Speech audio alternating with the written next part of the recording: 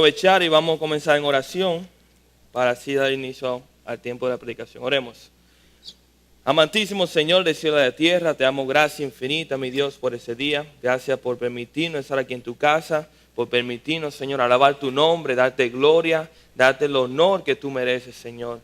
Pero también gracias por la oportunidad que tú nos permites estar aquí y de poder aprender tu palabra. Yo te pido en esta noche, Señor, que tú hables en los corazones de cada uno de nosotros, comenzando con mi propio corazón, Señor, que tú trabajes, que tú obres y que podamos retener, Señor, tu palabra en nuestra mente y en nuestros corazones. Padre, úsame, usa mis labios, que sean tu palabra, tu pensamiento y no lo mío, Señor, lo que se predique en esta noche. Y gracia infinita, Padre. Te damos la gracia y te pedimos todo eso en el santo nombre de tu Jesús. Amén. Los que no tienen una Biblia, por favor levanten su mano, porque hoy sí le prometo que vamos a ver muchos pasajes bíblicos, vamos a ver mucha escritura y si no tenemos una Biblia en mano va a ser muy difícil seguir la predicación. Así que los que no tengan una Biblia, por favor levanten su mano que se la hará llegar a uno de sus asientos. Algo interesante, si nos ponemos a pensar, hermano, es que muchas veces cuando nosotros tenemos eventos especiales nos ponen a nosotros a pensar. Por ejemplo, cuando vamos a una boda, muchas veces no podemos evitar en pensar o cómo será nuestro día cuando nosotros nos casemos, o si ya han contraído matrimonio, cómo fue ese día. A veces vamos a una graduación y comenzamos a pensar, wow, el día que yo me gradué, o el día que yo tuve mi primer trabajo, el día que yo me hice un profesional, o vamos a actividades como puede ser un cumpleaños y uno piensa en lo que son los valores de la vida, el significado. Y una serie de cosas, de eventos en la vida, eventos especiales que a nosotros como seres humanos nos impulsa a detener un momento y pensar. Nos impulsa a hacer una autoevaluación en diferentes aspectos de nuestra vida. Y eso es lo cierto también cuando vamos a funerales. Eso es lo cierto cuando nosotros escuchamos acerca de la muerte de una persona conocida o de la muerte de un familiar. Recientemente, hace una semana atrás, yo me enteré de la muerte de dos personas que eran, a pesar de que no eran personas cercanas a mí, sí eran personas que yo conocía. Sí eran personas por las cuales yo había tenido un trato y personas que si tú me hubieras dicho el mismo día de que ese día iban a fallecer, yo te hubiera dicho que no es posible. Porque la última vez que yo lo vi sano, lo vi contento, lo vi alegre y de repente así repentinamente fallecieron. Su vida terminó. Y cuando uno oye eso, cuando uno pasa por esas situaciones, uno no puede evitar poner su vida en perspectiva. Uno no puede evitar pensar en lo que es la muerte, pensar en qué es lo que significa la muerte para nosotros, qué pasará con esa persona, si era o no era salva, si conocía o no conocía de Cristo, si se fue en paz con Dios, se fue bajo la ira de Dios. Y uno no puede pensar, uno no puede evitar pensar en esa cosa. Uno no puede evitar pensar qué va a pasar con nosotros cuando nosotros muramos. Si estamos seguros ciertamente de que vamos a pasar la eternidad con Dios, si estamos seguros de que vamos a pasar la eternidad en la gloria, o si simplemente nosotros esperamos que un día cuando muramos, de que el Señor tenga misericordia de nosotros. Y son cosas que uno llega a la mente, y yo estaba pasando por ese momento en el cual yo me enteré por esa muerte, y el Señor tomó esa situación y comenzó a trabajar en mi vida en ese aspecto. Y de verdad que lo que yo vengo hoy a exponerle a ustedes en esta noche es simplemente una serie de pensamientos que el Señor ha puesto en mi corazón a raíz de ese fallecimiento. Son versículos, escrituras que hablan acerca de la muerte. Y es por eso que en esa noche nosotros vamos a ver primeramente 5 cosas que nosotros debemos saber sobre la muerte. 5 cosas que nosotros debemos saber sobre la muerte. Y antes de entender lo que es la muerte, antes de entrar en detalle lo que es la muerte en sí, lo primero que nosotros debemos entender, lo primero que nosotros debemos saber es el origen de la muerte. Saber de dónde vino esa muerte, por qué es que nosotros somos seres que nacemos, crecemos y morimos. ¿A qué se debe eso? Y lo interesante del caso es que si usted se pone a pensar, y nosotros podemos ver en la Escritura, la muerte nunca fue parte del plan inmediato de Dios. Cuando digo del plan inmediato, quiere decir que cuando Dios nos creó a nosotros, cuando Dios creó al mundo, los cielos y la tierra, Él no lo creó con la intención de que nosotros muramos. Él no lo creó con la intención de que tenemos un principio y tenemos un fin. Cuando Dios creó a Adán y Eva, Él lo creó con la capacidad de no pecar. No lo creó perfecto porque cayeron en el pecado y pecaron, pero sí tenían la cualidad única de que ellos tenían la capacidad de no pecar. Ellos tenían la capacidad de decirle no al pecado porque el pecado todavía no había entrado al mundo.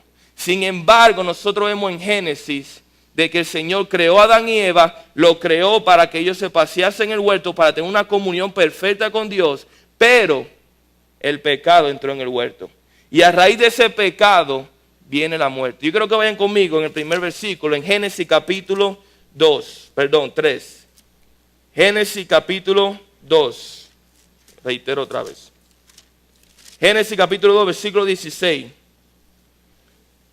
Y mira lo interesante, ya aquí vemos nosotros, después que el Señor creó a Adán y Eva, que creó los cielos, que hizo la creación, las estrellas, la tierra, el agua, los animales, los peces, y también creó al hombre, Adán y Eva. Dice aquí en el versículo 16, dice, y mandó Jehová Dios al hombre diciendo, de todo árbol del huerto podrás comer, mas del árbol de la ciencia de bien y de mal no comerás, porque el día que de él comieres, ciertamente morirá. El Señor le dio un mandato específico a Adán y Eva. Le dijo, de todo árbol que está en el huerto, de toda creación que yo hice, de todo árbol tú te puedes alimentar, con la excepción de un solo árbol, que es el árbol del bien y del mal. Ese árbol no puede comer, porque el día que tú comieres, dice ahí, ciertamente morirás. Ahí le está dando una advertencia muy específica, muy clara, y también le está dando la consecuencia junto con la advertencia. Le está diciendo, si tú comes, ciertamente morirás.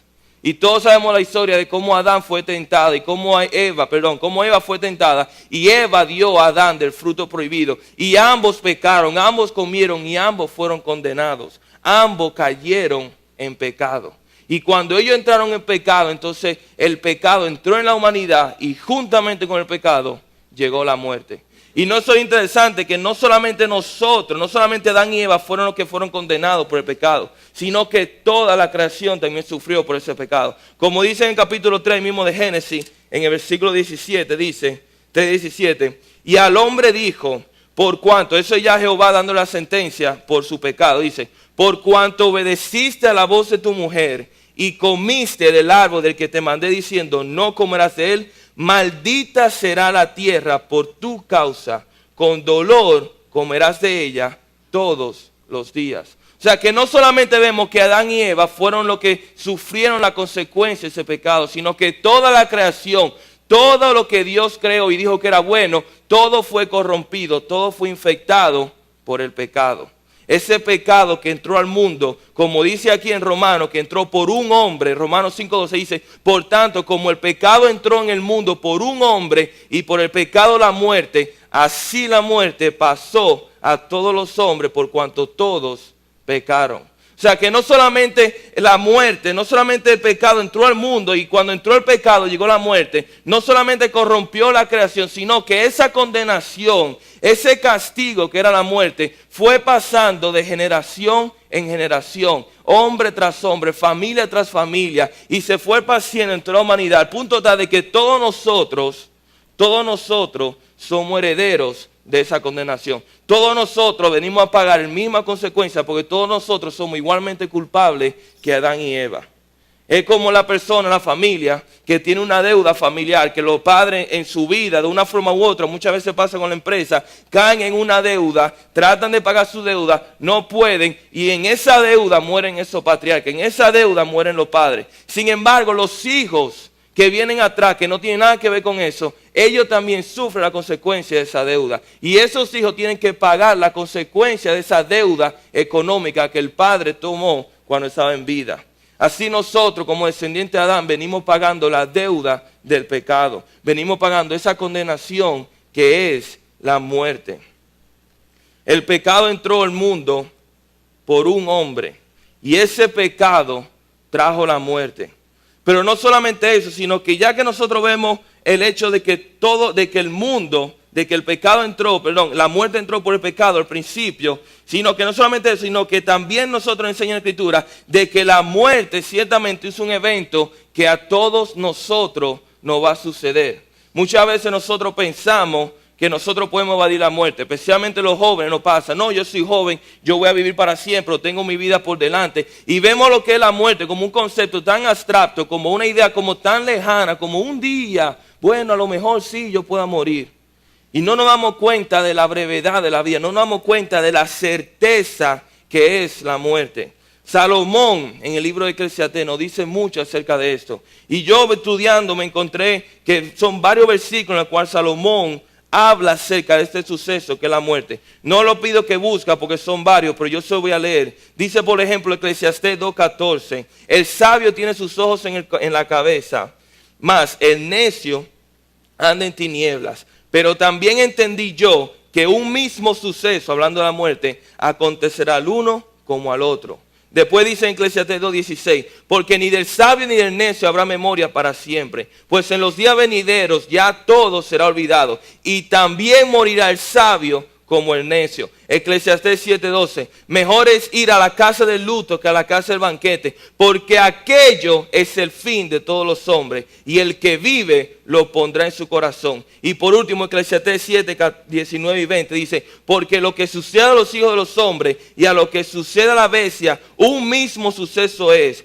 Como mueren los unos, así mueren los otros. Y una misma respiración tiene todo. Ni tiene más el hombre que la bestia, porque todo es vanidad. Todo va a un mismo lugar. Todo es hecho del polvo y todo volverá al mismo polvo. Aquí nos está diciendo Salomón, ciertamente, que a pesar de que la muerte entró por el pecado, a pesar de que nosotros heredamos esa condenación, la muerte ciertamente es algo que va a venir, tú lo quieras o no lo quieras. Es algo que es certero, es algo que acontece a todo el mundo. No importa la edad, no importa tu condición, si eres joven o viejo, si eres rico o pobre, si eres bueno o malo, si eres sabio, si eres necio, si eres poderoso, si eres débil. No importa tu condición, porque la muerte llega a todos nosotros por igual.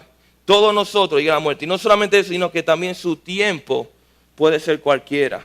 Puede ser temprano en nuestra vida, puede ser tarde en nuestra vida. Puede ser repentino o puede ser lento. Pero todo el tiempo, a todo momento, la muerte está presente y es un hecho que va a pasar. Nosotros lo queramos o no lo queramos. Decía el autor de Hebreo en el capítulo 9, versículo 27, dice, y de la manera que está establecido. De la manera que está establecido. No en la manera que se espera o la manera que se ha dicho. No, en la manera que está establecido, que ya está escrito, que no se puede cambiar. Para los hombres que mueran una sola vez y después de esto, el juicio. ¿Y qué quiere decir el autor de Hebreo con esto? Lo que quiere decir que nosotros como seres humanos somos completamente incapaces por nuestra propia cuenta de cambiar ese destino.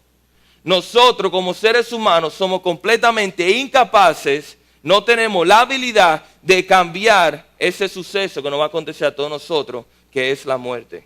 Somos incapaces, como está diciendo aquí en Hebreo, que está establecido que todo el mundo muera.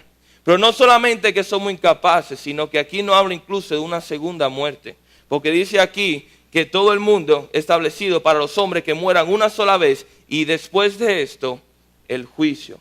¿Y cuál es el juicio que está hablando el autor de Hebreo? ¿Cuál es ese juicio que está hablando aquí? Está hablando de la muerte eterna. Mira, cuando nosotros, en nuestra condición de pecador, el Señor nos condena, como dice su palabra, por cuanto todos pecaron, no solamente nosotros morimos físicamente, no solamente cortamos nuestros años, sino que espiritualmente también hemos muerto. Espiritualmente nosotros somos muertos y somos destituidos de la gloria de Dios. Como dice en Romanos 3:23, por cuanto todos pecaron y están destituidos de la gloria de Dios. Ese pecado que hay en nosotros, ese pecado que nosotros hemos heredado, ese pecado que nosotros no podemos evitar, sino simplemente hacerlo y consumarlo. Ese pecado causa en nosotros la muerte espiritual. Crea en nosotros una barrera, crea en nosotros un espacio que nos evita tener una relación con Dios. Y al no tener esa relación con Dios, nosotros venimos a ser enemigos de Dios. Y nuestro castigo viene siendo la condenación eterna en el infierno. Y realmente esa es la verdadera muerte. No es simplemente la física, sino la muerte espiritual. Y en los escritos, en las palabras, nosotros escuchamos mucho acerca de esto. Dice aquí, en Apocalipsis, vayan conmigo por favor, Apocalipsis capítulo 20. Ya que nosotros hemos pecado, ya que nosotros hemos sido condenados, ya que nosotros sabemos que es un hecho que es un hecho inevitable, el hecho de que todos nosotros vamos a morir. ¿Qué significado tiene eso para la humanidad? ¿Qué importancia tiene para la humanidad el hecho que yo voy a morir? ¿Voy a morir y voy a ser polvo? Ya, se acabó la vida ahí. No, sino que hay una condenación, que hay un evento que sucede después de la muerte. Así como los presos, aquellos presos que están condenados a la pena de muerte. Algo muy interesante, cuando un preso es condenado a la pena de muerte, no se le ejecuta en un periodo corto. Siempre se ejecuta 1, 2, 3 meses después, incluso después de un año después. Yo oí los otros días a una persona que lo ejecutaron recientemente, el cual su juicio fue hace 3 años. Pero en ese tiempo que espera, él sabe de que su condenación es segura. Y él sabe de que su muerte viene. Y así nosotros como seres humanos, como pecadores, a pesar que estamos aquí en la tierra, sabemos que nuestra muerte es segura. Y no solamente aquí en la tierra, sino la muerte eterna por cuanto nosotros somos pecadores. Miren lo que dice en Apocalipsis capítulo 20, versículo 11.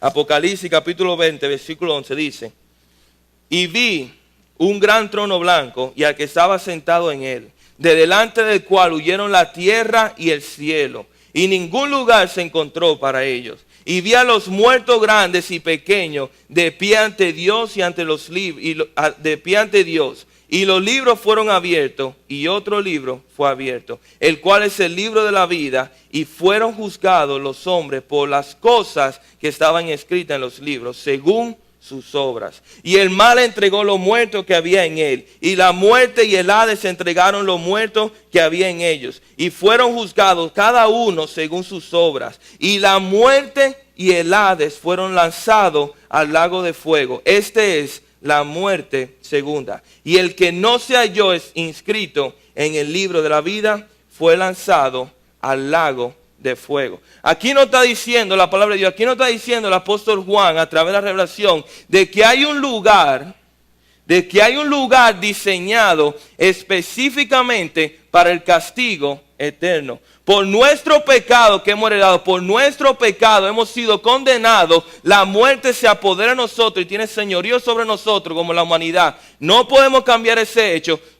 Morimos, pero no solamente físicamente, sino que espiritualmente. Y esa muerte, esa condenación, el destino final es un lugar llamado el infierno. Es un lugar en el cual nosotros vamos a tener sufrimiento. Aquí como que dice, es un lugar primeramente donde Dios va a derramar toda su ira. Es un lugar donde la ira de Dios se va a derramar contra los pecadores que han rechazado su palabra y que han rechazado su camino. Es un lugar donde el tormento, donde el sufrimiento va a ser físico.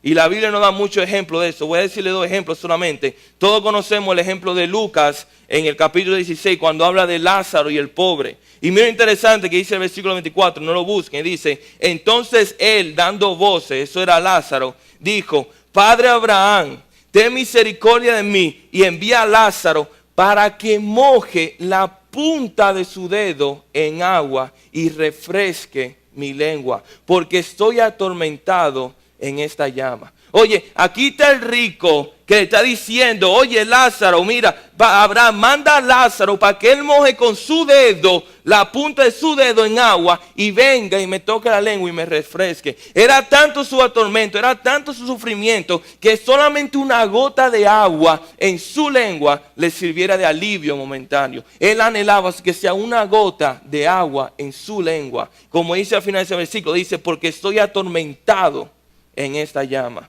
Es un sufrimiento físico. Y después dice en Apocalipsis capítulo 14 versículo 11, dice, el humo de su tormento sube por los siglos de los siglos, por siempre y para siempre, y no tienen reposo de día ni de noche, los que adoran a la bestia y a su imagen, y nadie que reciba la marca de su nombre. Aquí está hablando ahora de cómo el tormento, de cómo el sufrimiento de aquellas personas que han sido condenados al infierno, de aquellas personas que están en ese lugar destinado para la ira de Dios, de cómo un sufrimiento tal de que su llanto, su clamor sube día y noche por los siglos de los siglos, por toda la eternidad. Un sufrimiento eterno, un sufrimiento físico, un sufrimiento que no cesa. Yo pienso y yo digo a la persona que a pesar de eso, eso no es la peor parte del infierno.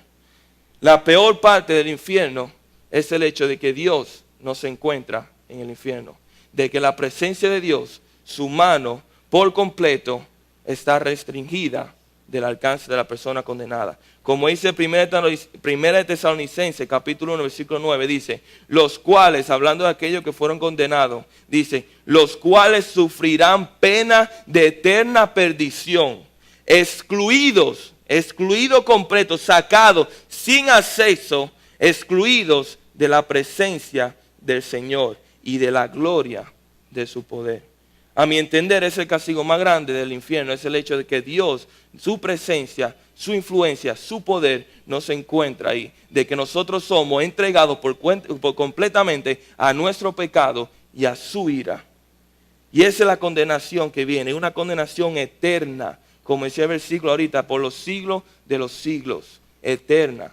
Yo le decía a los jóvenes la semana pasada, que estábamos hablando más o menos un tema parecido, de lo que es el concepto de eternidad. Y muchas veces nosotros no entendemos bien lo que es eternidad. Yo escuché a un pastor recientemente tratando de definir, tratando de entender lo que es eternidad. Y él decía, si tú coges una arena del mar, si tú coges una arena de la playa, y esa arena equivale a 150 millones de años.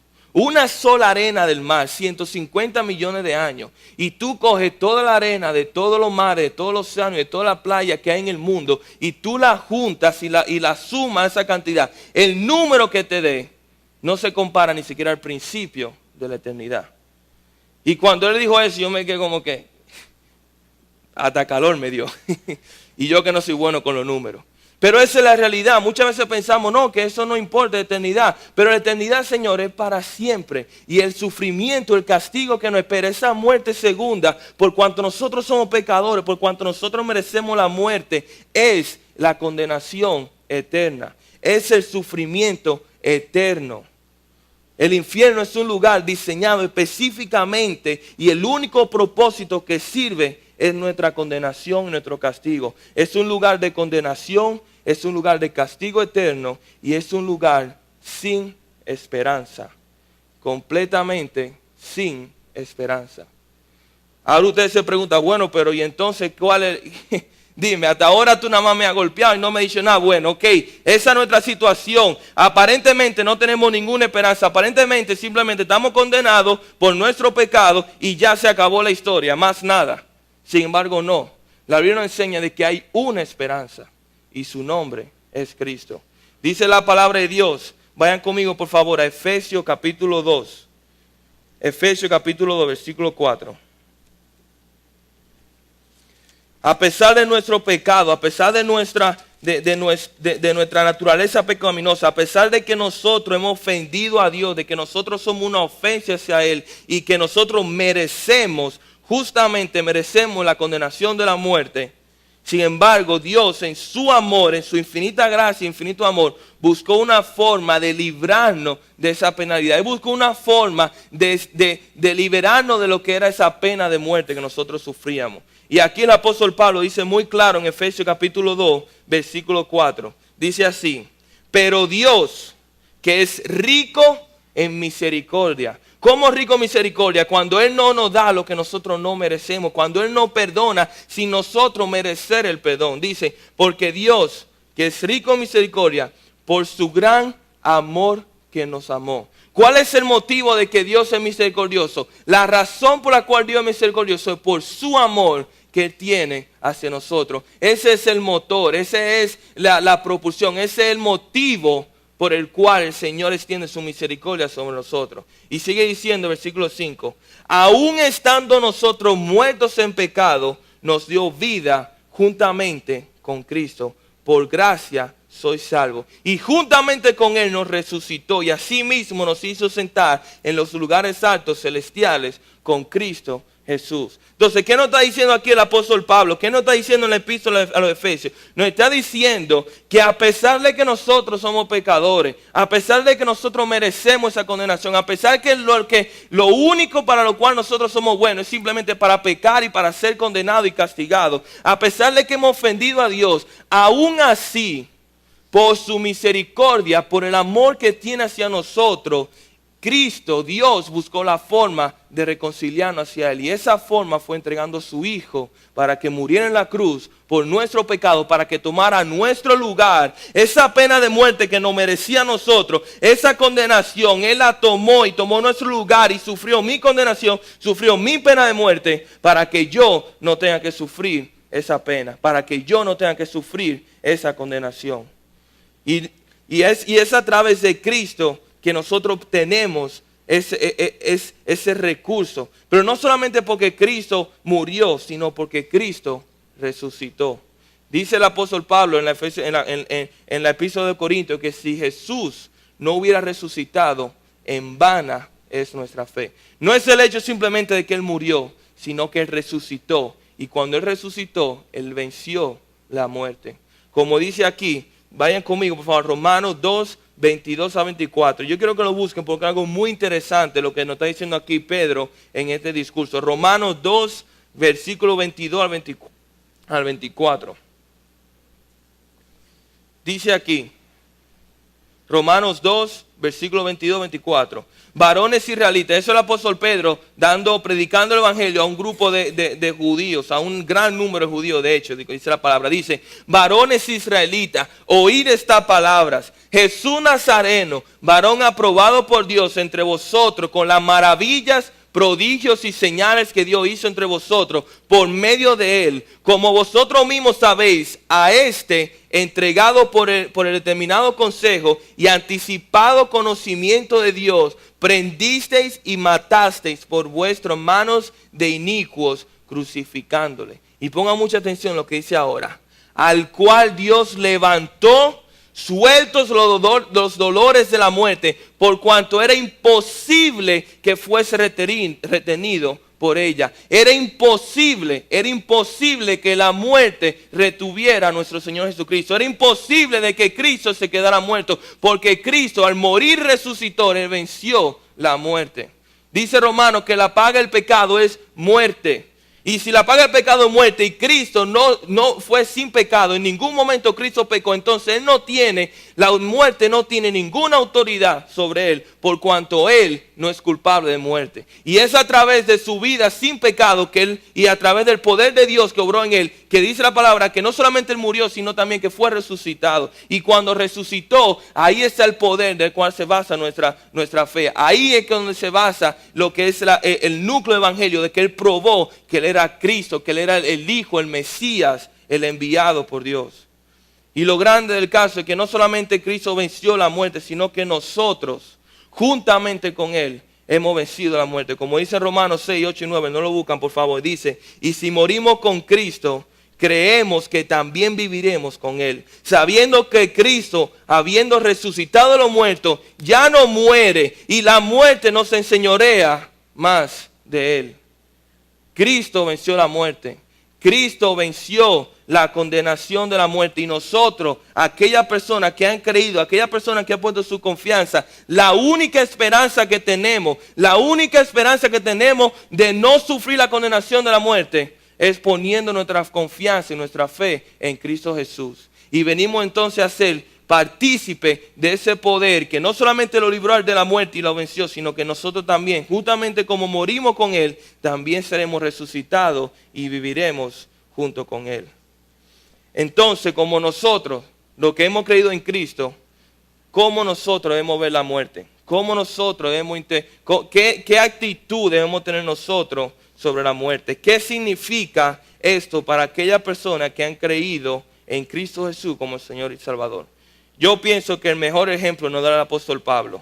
Y yo quiero nuevamente que vayan conmigo a Filipenses capítulo 1, versículo 19. Filipenses capítulo 1, versículo 19. cómo nosotros como creyentes, qué actitud nosotros debemos tener sobre la muerte. Ya sabemos de que nosotros somos condenados por la muerte y que no hay ninguna esperanza, no tenemos ninguna esperanza de cambiar ese destino, de morir físicamente, pero también morir espiritualmente. Sin embargo, Cristo venció la muerte. Cristo gobernó y rompió cualquier cadena que pudo atarle de la muerte. Y así también nosotros que hemos creído, hemos sido partícipes de ese poder. Ahora, ¿qué es la muerte para nosotros? ¿Qué significado tiene la muerte? Mira lo que dice el apóstol Pablo en el capítulo 1, en el versículo 19. Dice, aquí se encuentra Pablo, déjame explicar un poco. Pablo se encuentra en ese momento en la cárcel, como muy bien sabemos. Él está a punto, de hecho, él está en incertidumbre de si va a morir o no va a morir, si va a ser condenado a muerte o si va a ser liberado. Pablo no sabe con exactitud cuál va a ser su desenvolvimiento, cuál va a ser la conclusión de estos hechos. Sin embargo, mira lo que dice aquí. Él dice, porque sé que por vuestras oraciones y la suministración del Espíritu de Jesucristo, eso resultará en mi liberación, conforme a mi anhelo y esperanza de que en nada será avergonzados. Antes bien, con toda confianza, como siempre, ahora también será magnificado Cristo en mi cuerpo, o por vida o por muerte. Y mira lo que dice el versículo que todos nosotros conocemos muy bien. Porque para mí el vivir es Cristo y el morir es ganancia. Mas si el vivir en la carne resulta para mí en beneficio de la obra, no sé entonces qué escoger. Porque de ambas cosas estoy puesto en estrecho, teniendo deseo de partir y estar con Cristo, lo cual es muchísimo mejor. Pero quedarme en la carne es más necesario por causa de vosotros. Y confiado en esto sé que quedaré, que aún perteneceré con todos vosotros para vuestro provecho y gozo de la fe. ¿Qué está diciendo aquí Pablo? El apóstol Pablo se encuentra ante la posibilidad de enfrentar la cadena de muerte, ante la posibilidad de ser asesinado, de ser un mártir por el Señor. Y su preocupación es que él simplemente no quiere dejar a los hermanos sin ministrarles. Su anhelo principal era encontrarse con el Señor. Nosotros vemos el mundo, ver la muerte como el final, la pérdida, ya el game over de todo. Y hasta cierto punto es cierto, pero Pablo dice, para mí el morir es ganancia. El estar en la presencia con mi Creador, con mi Dios, con mi Señor, es mucho más. Yo anhelo eso mucho más que quedarme aquí en la tierra. Sin embargo, yo me quiero quedar simplemente para poder ministrarles a ustedes, por amor a ustedes, porque sé que mi beneficio, que mi ministerio, no se ha terminado todavía. Y ese debe ser de nosotros también. Cuando un cristiano mira la muerte, primeramente no debe verla con temor. No debemos tener temor porque para nosotros la muerte no es el fin, más bien es un escalón hacia el cumplimiento de su promesa. El cumplimiento de una promesa, señores, de la promesa que son más añoradas y más esperadas por las Escrituras.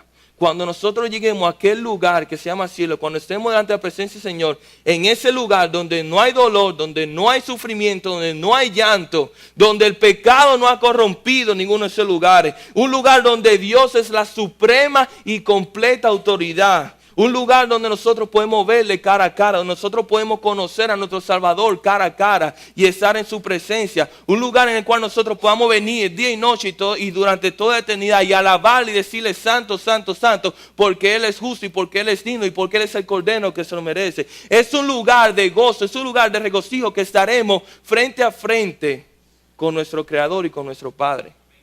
Y el hecho de estar en ese lugar, nosotros no, como dice Pablo, para nosotros eso sería un anhelo. Para nosotros eso sería el sumo gozo, la mayor expresión de gozo que yo puedo tener. Y podremos decir, como dijo el apóstol Pablo en Corintios, ¿dónde está, oh muerte, tu aguijón? ¿O dónde, oh sepulcro, tu victoria? No hay victoria, no hay aguijón. ¿Por qué? Porque Cristo murió, fue enterrado, resucitó y hoy vive. Y nosotros juntamente con Él, a través de su sacrificio.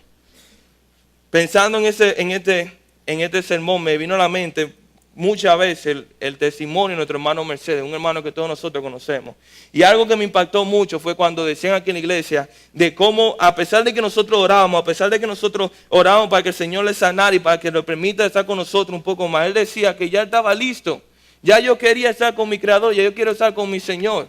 Él estaba listo, él no veía la muerte como el final, él veía la muerte como el principio de la eternidad para él, el principio de su nueva vida. Y así es como debe ser nuestro anhelo. Ya para concluir, hermanos, la muerte, aunque es el mismo suceso para todo el mundo, tiene dos significados diferentes. aunque todo el mundo va a pasar por ese suceso, si el Señor no viene antes, tiene dos significados diferentes. Para aquellos que hemos creído, es el momento en que nosotros veremos a nuestro Padre. Es el momento en el cual toda iglesia universal será casada con nuestro Salvador Jesucristo. Es el momento en que nosotros conoceremos a nuestro Salvador, a Jesucristo, cara a cara. Es el momento más glorioso de toda nuestra existencia. Pero sin embargo, aquellos que no han creído, aquellos que han rechazado a Cristo, aquellos que simplemente han negado su regalo, es la oportunidad, es el cese, la final de toda oportunidad. No hay más esperanza, no hay más misericordia. La paciencia de Dios se ha colmado. Y el momento en el cual toda su ira y todo su enojo va a recaer sobre esos pecadores que rechazaron a su Hijo. Es el principio del tormento eterno. Y lo único que hace la diferencia entre el cielo y el infierno es Cristo. Esa es la única diferencia. Oremos, hermanos. Padre amado que estás en el cielo, te damos gracias infinitas, Señor. Gracias porque a pesar de que somos merecedores de esta condenación, a pesar de que nosotros mismos te hemos ofendido, Señor, tú enviaste a tu Hijo por amor a nosotros para tomar nuestro lugar. Él murió en nuestro lugar y a través de su muerte nosotros recibimos vida. Y te damos la gracia, y te damos la gloria, y te damos la honra, Señor. Porque por nuestra cuenta era imposible en nosotros encontrar salvación. Era imposible en nosotros encontrar, Señor, vida eterna. Pero gracias por tu misericordia. Gracias, Señor, por tu bondad. Yo te pido, Padre, para que si todavía hay alguna persona aquí que no te conoce, que todavía no ha experimentado ese perdón, que no ha experimentado, Señor, ese nuevo renacer, esa nueva vida, que tú tengas misericordia, Señor. No cese tu misericordia todavía. No termine, Señor, tu paciencia sobre esa persona. Sin embargo, toca su corazón, Señor, y atráelo hacia ti, como tú lo hiciste con nosotros una vez. Gracias, Padre, por los hermanos. Gracias por ese momento. Y yo te pido, Padre, que nos ayude a ver, Señor, nuestra vida en la perspectiva de que esta vida aquí es momentánea. Sin embargo, nosotros hemos sido prometidos verdadera vida eterna, Señor, contigo en la gloria. Gracias te damos, Señor, infinitamente. En el santo nombre de tu Jesús. Amén. Que el Señor le bendiga.